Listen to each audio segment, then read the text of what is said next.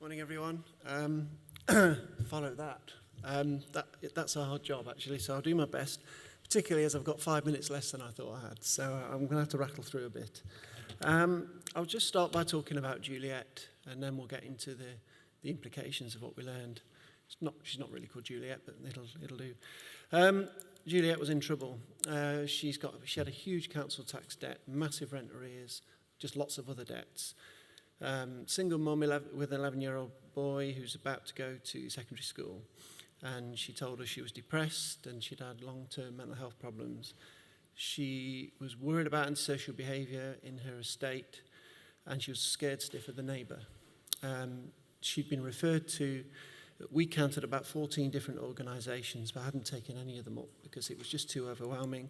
So she hid, and the debt grew and grew and grew. Her boy was about to start secondary school. This was in the summer. We were talking to her, and she couldn't afford any of the bus fare or the transport, and she'd hidden from any opportunities to get help with it, and she didn't want him walking half an hour to school and back every day. She was worried about him, and she was worried about being able to afford his uniform. He picked up on her worries, and his behaviour started to worsen and was becoming this awful phrase on the, known to services. So that's an interesting thing. I don't think they knew anything. And she gave us a bit of a description, which I won't repeat here, but you can fill in the gaps.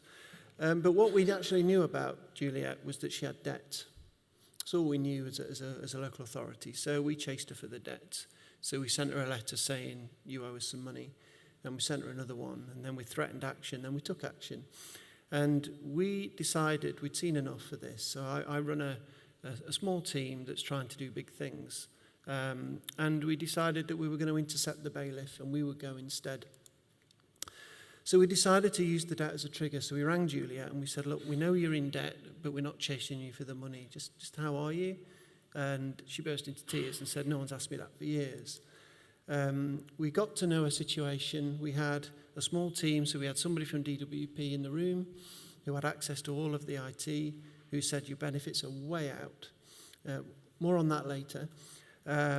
So her debt was climbing unnecessarily. She had rent arrears, so she couldn't move because she was in a council property, because the rule is if you've got arrears, you can't move. So she was trapped. We decided that was a stupid rule when we moved her. And we helped her to move. We helped with the uniform. We spent some money. We got CAB involved, who were brilliant. Her sister lived near the school, and she'd hidden from her sister. Sister was worried sick about her, but nobody knew about this. So what we ended up doing is, because she had two jobs, both 0 hours contracts, and she had to give one of them up because her mother wouldn't come and help look after the little one at night because they were scared of the neighbour. That's the reason she was in debt. So if we'd have taken any time to understand that, we might have done something about it. So police got involved. And everybody worked really well. Now we've moved her. She's taken her job back up. She's training. She's got some confidence. Child settled down okay. He's not known to services anymore. And we got fan mail. So who's we? This isn't how the council normally operates, nor the CAB, nor the DWP.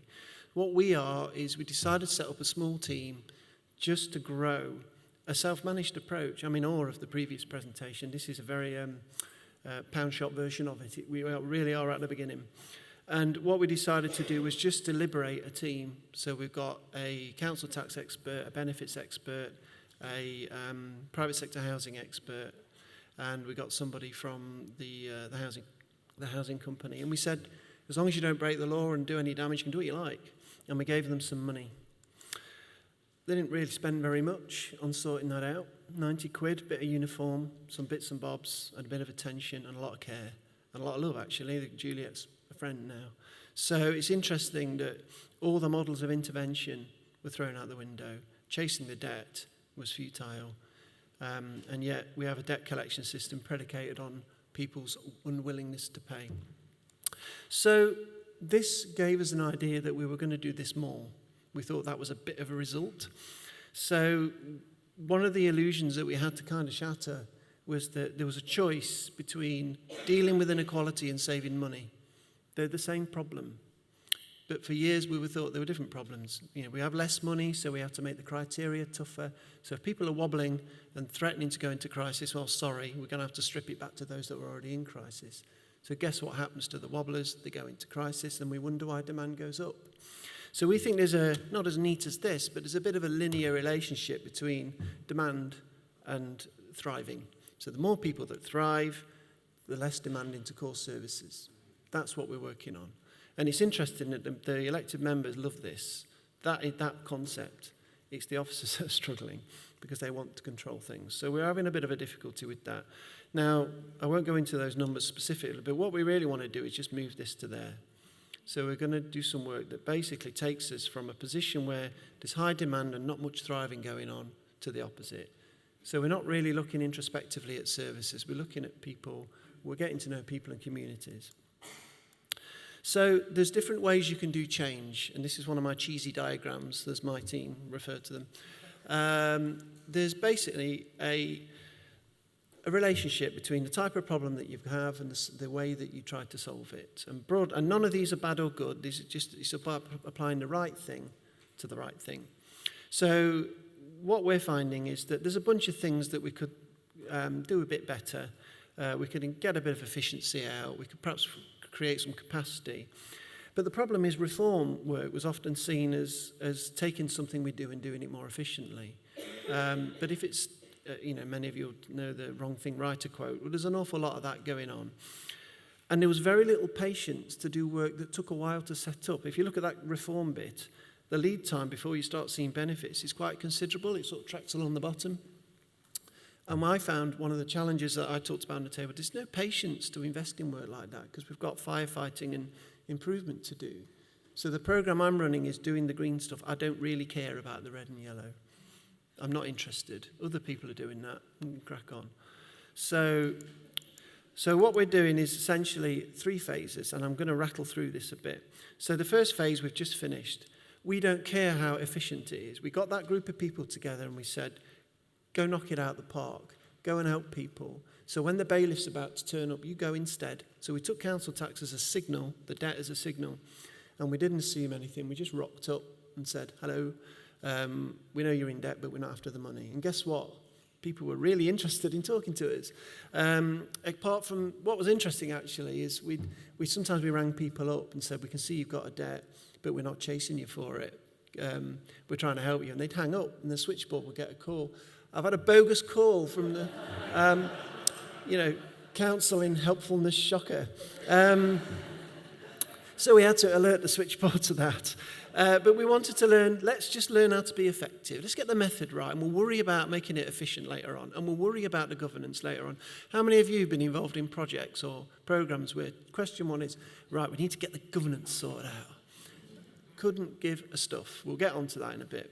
So we just need to know what it is we wish to govern before we govern anything, and even whether we should govern anything.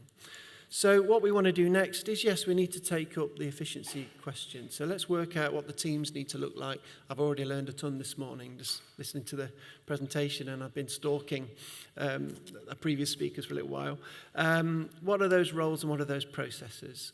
And then, so we're going to test that using, of all places, a library. People walk into the library and sit down at those computers and they don't want a book. Half of them want work. So we're going to work with people that walk into the library. So we're using more signals. Council tax debt is one signal. We want to use more.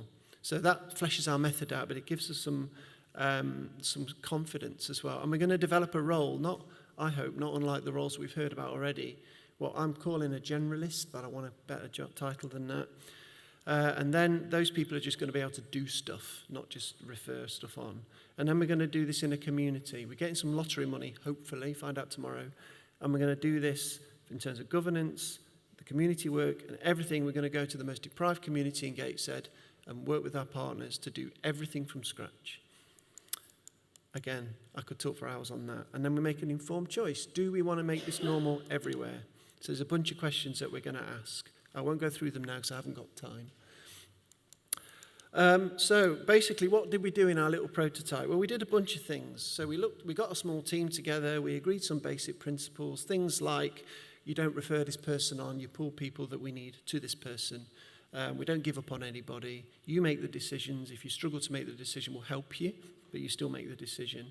We're building a network. We're not interested in referral pathways, and we definitely don't do assessments. How much of what we do can we do to you? That's not a great question. What does a good life for you look like? How might we help you with that? That's a better question. Okay, I've been given a bit of a warning. I'm really sorry I'm not going to be able to do this in a minute, but I'm going to rattle through. We're going to talk a little bit about Mary. Mary, basically, we found her sat alone in a chair with loads of layers on, no heating and one light source.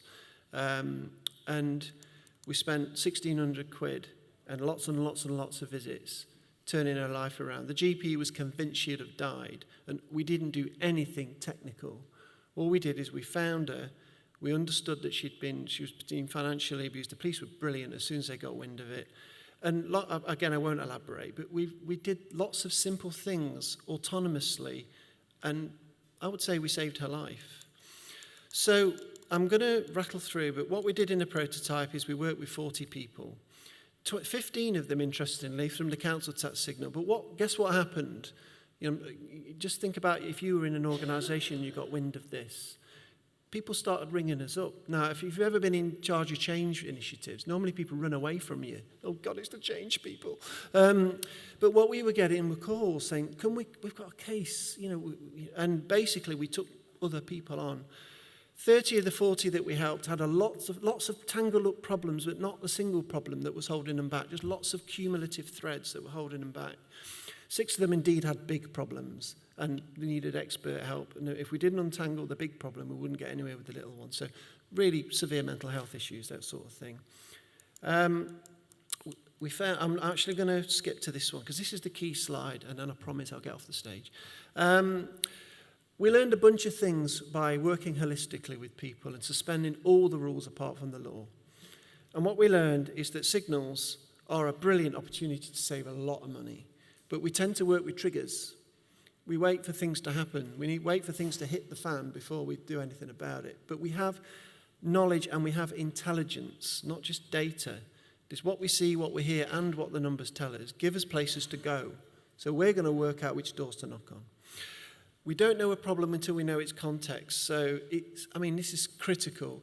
We knew that Juliet had a debt, but we didn't know anything about it. So we just chased it. And that was just going to get worse. Critically, and this is a bit Hillary Cottam-esque, relationships were what solved the problems, not the services, not the hierarchies. So we were lectured by, I won't going to say which profession, by a lot of people with an orthodoxy that we were breaching boundaries. We were building too close a relationship with people. No, what we were doing was we were understanding them and they were understanding us. And that meant we could solve problems. And what's interesting, and if from all this rapid garble, if you remember one thing, it's the next one. It's not that compassion and empathy sometimes leads to innovation. It just does every single time. If you allow somebody to get to know somebody and to care about them, they will systematically come up with inventive and creative things.